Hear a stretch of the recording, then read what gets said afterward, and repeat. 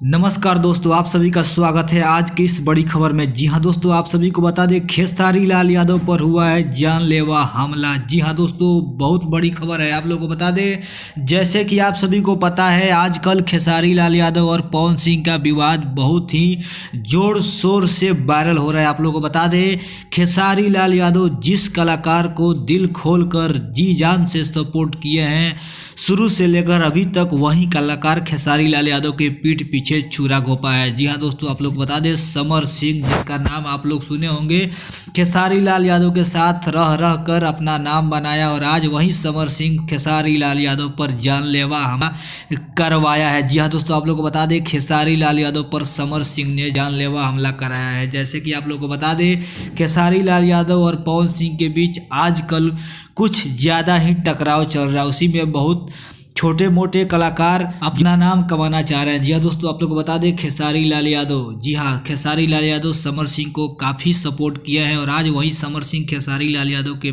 साथ धोखा किया है। जी हाँ दोस्तों, आप लोग को बता दें, खेसारी लाल यादव पर समर सिंह आज जानलेवा हमला करवाया है। बहुत बड़ी खबर है दोस्तों, खेसारी लाल यादव और पवन सिंह के बीच आजकल टकराव चल रहा है, बात विवाद काफ़ी ज़्यादा बढ़ा हुआ है एक दूसरे के बीच। उसी में ये समर सिंह ने पीठ पीछे छोड़ा भूकने का काम किया है और खेसारी लाल यादव पर जानलेवा हमला कराया है। जी हाँ दोस्तों, बहुत बड़ी खबर है, आप सभी को बता दें।